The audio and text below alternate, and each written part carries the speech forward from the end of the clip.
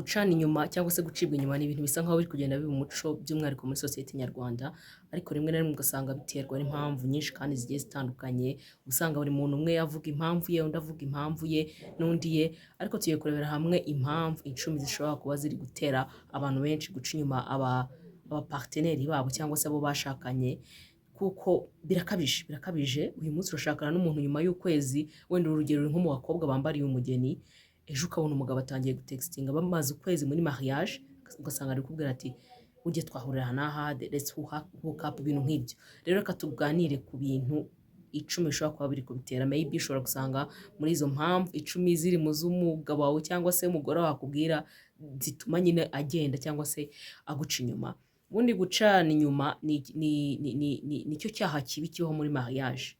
Iyo umuntu wawe yagiye ku wundi, noneho bikaba bibi cyane iyo yagiye wenda akabyarayo nk'umwana n'ibindi akagenda agenda anasahura n'urugo. Nyine gucana inyuma bizana n'indi mico itari myiza mu rugo kandi yose yerekeza ku gusenyuka ku rugo. Reka turebe hamwe rero ibyo bintu icumi n'abatidije biri gutera iryo cana inyuma mu rugo. Icya mbere ni communication itari nziza. Hari ukuntu abantu, urugero nk'abakobwa cyangwa se abagore, iyo ubyaye ufata umwanya wose ukawuharira abana. Kuri uko kuwuharira abana, umugabo wawe agasa nkaho nyine ari statue yo kwitwa ko mwashakanye muri marié, ariko nyine akitwa ko nyine ari aho ngaho, ariko mu by'ukuri ahari nyine, ariko ntago nyine uko ashaka ko aba treated cyangwa uko ashaka ko afatwa bitagihari, kubera ko wabonye inshingano nyinshi, ufite akazi, maybe ufite abana ugomba kwitaho, ufite n'ibindi bintu biri mu rugo, bisuku, ibintu byinshi mu rugo nyine bikureba. Rero bigatuma communication itaba nziza. Ndetse nawe mugabo ugasanga ubonye nk'akazi, uragiye wenda ugiye nko gukora ahantu kure, ka kanya mwamaranaga n'umufasha wawe cyangwa se n'umugore wawe bitewe n'uko umwita, ushobora kuba ari umwunganizi wawe cyangwa se umufasha wawe, kakagabanuka. Rero kwa kundi mwaganiraga cyangwa se kwa kundi itumanaho ryari rimeze mu rugo, ugasanga ntago bigihari. Ibyo rero nabyo biri mu bintu biri gutuma ingo z'ubu zisenyuka cyane. Buri umwe agafata inzira ye akajya kureba wenda aho bazamwitaho, akajya kureba n'ahandi, buri wese agaca inzira ye. Ikindi ni izi mbuga nkoranyambaga, kubona abantu byaroroshye, uracata n'umuntu kuri Facebook, ejo mukavugana ati duhurira aha n'aha, akemera, mukagenda mugahurira ahantu aha n'aha, mwagerayo ntabwo by'ubu bigitinda, n'iyo mibonano mpuzabitsina ikaba yaba tayari. Nyine kubona abantu byaroroshye, kubona abantu byaroroshye. Ushaka umuntu yaba kuri Facebook, kuri Instagram, izi applications zaje zoroheje nyine kuba umuntu abona. Urumva kera umuntu yajyaga guca wenda nk'inyuma nk'umugore we cyangwa se nk'umugabo we, bikamufata umwanya runaka cyangwa se bikamufata igihe runaka, akava ahantu hamwe ajya ahandi, ajya ahantu kure runaka, agiye gushaka nyine umuntu barakorana icyo gikorwa cyangwa se umuntu umwunganizi we muri icyo gikorwa. Ariko ubu nyine byaroroshye, no mu rugo urimo ushaka uramubona. Izo application nyine zarabyoroheje, kuko kera urumva niba upanga kujya kuvugana n'umuntu wenda tuvuge mubana mu rugo, bizakugora, ariko urandika kuri WhatsApp ibi tayari. Ikindi ni ukubura attention cyangwa se affection mu rugo ku muntu umwe cyangwa undi, by'umwihariko ku bagabo. Iyo umugabo nk'ubwo nk'uko nabivuze haruguru, ushobora kuba wabaye umubyeyi, bikaba ngombwa ko inshingano ziba nyinshi, ukaba utakibashije nanone kugira akanya ko kwita nyine ku bintu bimwe na bimwe. Niyo attention wahaga umugabo wawe ikagabanuka, iyo affection ko kumwitaho wamuhaga bikagabanuka. Byagabanuka rero umugabo utazi kwihangana akavuga ati ndagiye, burya ntago ya attention na affection bampaga bakiyimpa. Ikindi ni irari ryinshi n'ubushake bwo kugerageza ibintu bishya, right? Urumva wenda urugero, abantu bari muri mariage, abantu benshi baharaye imico yo kureba amapornography, urayarebye. Bariya n'aba content creators nabo baracuruza, at the end of the day bazavumbura nyine ibintu bizatuma wowe ugenda ukajya kubareba. Wenda umugabo wawe yishyiremo cyangwa se umugore wawe yishyiremo ko namwe bigomba kumera kuriya, ariko wenda umwe muri mwebwe atabishobora. Rero niba atabishobora, utashoboye kubyihangana kandi abishaka cyane, yazagenda ajye ku exploring ibyo bintu bishya, nyine ajye kuvumbura ibyo bintu bishya ashaka like nko kubona. Ikindi ni ukwihorera. Igihe ukunda hano umuntu ukibwira ko mukundana, wenda muri no mu rukundo, wenda ukamukorera nk'akantu gatoya runaka, mugasabana imbabazi bikarangira, kugira ngo byararangiye, ariko wenda ku ruhande rwe atabifashe nk'ibyarangiye we bigakomeza, akavuga ati n'ubundi rero burya wankoreye ibi ngibi, nanjye ngomba kugukorera ibi n'ibi.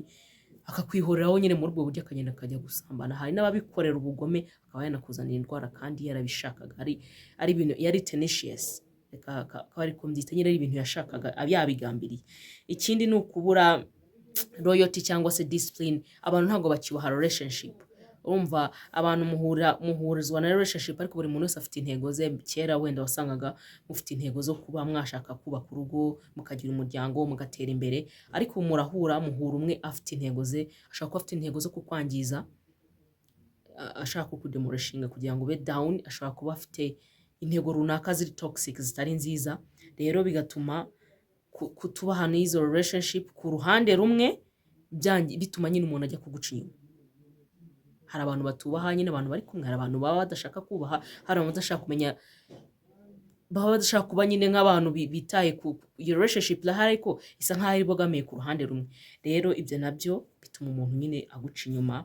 Ikindi iyo amafaranga abaye menshi of course, by'umwihariko ku bagabo baragenda. Nawe mugore wenda niba wabonaga n'umugabo wenda waragize shuwa mbere, warahisemo kubera impamvu runaka, ariko nyuma ukabona iyo mpamvu ntigihari, bikaba ngombwa nyine gushaka abandi bagabo cyangwa se abagore. Ikindi na stress zo mu rugo, harya ubana n'umuntu wenda mutanabanye neza utanabigambiriye kubera guhoza ku nkeke, nta kumva, nta gushyigikira, bikaba ngombwa nyine ko wigendera ukajya kumuca inyuma ukajya gushaka abandi, ariko burya nta refuge iba hanze. Refuge wawe uri iwawe, nta handi wayikura. Ikindi nyine ni influence za internet, imbuga nkoranyambaga ndetse n'iz'ubucuti. Ushobora kuba ufite inshuti runaka wenda nazo zibikora, zica abunganizi babo inyuma cyangwa se abagore babo n'abagabo babo inyuma, mukabikora nyine ukabikora kubera ko wabonye influence y'abantu b'inshuti zawe bari kubikora, nawe ukumva ko nyine ugomba kubikora, ukumva ko ugomba guca inyuma uwo muntu nyine mwashakanye, ukumva ko runaka yabikoze n'undi yabikora nta kibazo kibirimo, nanjye reka mbikore. Ariko burya wowe si bariya si wowe. Icyo kintu nacyo ugomba kukimenya. Ikindi nyine internet yoroheje ibintu kandi yishe n'ibintu ku rundi ruhande, ibyo ntabwo twabitindaho. Ikindi kutanyurwa mu mibonano mpuzabitsina, hari umuntu ushaka ibirenze ntanabikubwire, ntakubwire ko hari ikibazo gihari muri iyo mibonano mpuzabitsina yanyu, ahubwo wowe kugira ngo abikubwire akagenda akajya kwa kanaka wenda bahuje imyumvire, akagenda yibwira ko nyine agiye gukemura ikibazo, akagenda akanakwamirayo burundu. Rero none kutanyurwa mu mibonano mpuzabitsina ni ibintu nabyo biri gutuma ingo z'ubu zisenyuka cyane, by'umwihariko gucana inyuma nyine. Noneho hari n'ikindi kintu cyaje ku rugero nko ku ruhande ku bagore, hari igihe ubyara hakabaho ikintu cyitwa postpartum depression, agahinda gakabije nyuma yo kubyara, ukaba ucyumva utari umuntu attractive ku mugabo wawe, ukajya uvuga ati sarambona te, nazanye ibicece, nazanye amaribori, inda yabaye umukara kubera elasticity something like that, iba utwite, sarambona nyine ukahorana iryo pfunwe ukamwiyima, akagenda nyine ukabusa nkaho umuhaye go ahead, akagenda akajya gushaka ahandi. Ikindi ni nko gushaka icyo bita egos boost cyangwa se egos boost. Urumva hari abantu bamwe na bamwe bishimira kwerekanwa ko nyine kuba bitaweho, urumva ko kuba bitaweho ari bo nyine, like bazungu bavuga ngo like the world is revolving around them. Abantu rero bashaka bishimira nyine kubona bitaweho, bikangombwa ko nyine ajya ahandi, wenda mu rugo hari akantu kahindutse akumva ko atakihanganira, akajya kugashaka ahandi. Ikindi nyine none hari igihe ubana n'umuntu nanone imico igahinduka, abantu natwe turabana, abantu turahinduka uko ibihe biza, n'ibindi birahinduka, n'imyumvire ishobora guhinduka. Ikintu rero kiri hano ni iki, ntago niba wowe mukobwa cyangwa se mugore, nawe musore, ariko wenda kuri kote y'abasore ho ntago mbizi cyane, ntago ndi umu expert, ntago mbizi cyane, sindabona n'izo cases nyinshi cyane. Ariko niba uri umukobwa ukaba ugiye gushaka umugabo none aha ngaha ukabona kino kiganiro, ukagenda wibwira ko ari wowe mugore wenyine umugabo wawe bazajya bakorana imibonano mpuzabitsina, uribeshya cyane, uribeshya cyane. Genda witeguye mentally, physically, uri mwiza, nibyo, ugira isuku, ufite qualities buri mugabo wese yifuza mu mugore, ariko azaguca inyuma.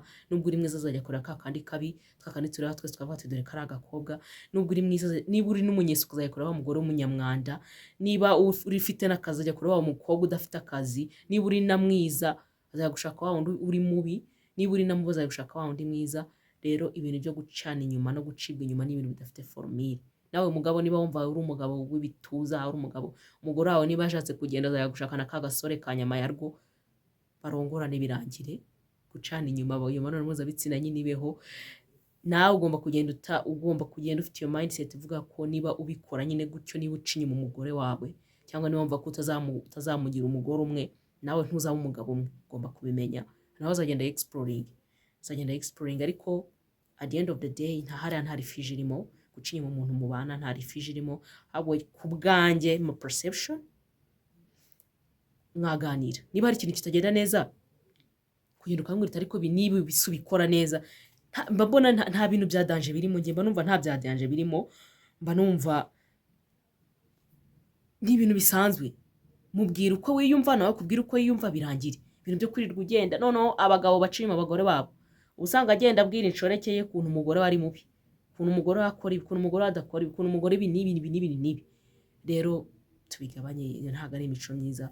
Mugira uko ushaka kwaba, nawe uko ashaka kwaba we, urwo rugo rwanyu rurambe. Kwirirwa urafata akakobwa nkanjye ukirirwa urahamagara sangahe ufite umugore mu rugo. Nanjye ubwanjye wenda tuvuge nkanjye ngenda kujajinga, navuga ntabwo uri umugabo uri seriye, mbona nk'umuntu uri like you are fucking fox, you are dog, they just say that you jerk.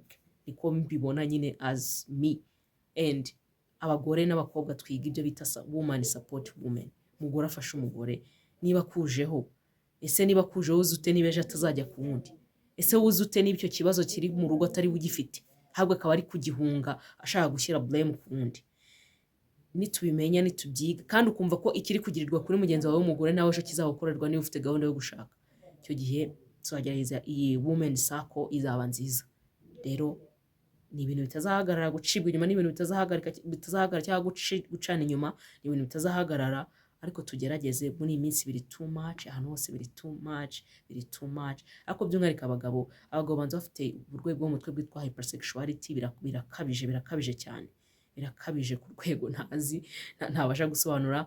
So niba wakunze ikiganiro, subscribing ariko na commenting, wowe mbwira uko ubibona nuko ubyumva. Njye mfite uko mbibona personally, nawe ufite uko ubibona. Wenda umbwire no muri izi mpamvu navuze haruguru, niba hari izi mpamvu ubona nyine zitera abantu kugera ku rwego rwo gucana inyuma, then sharing ku bandi badamu n'abakobwa, then like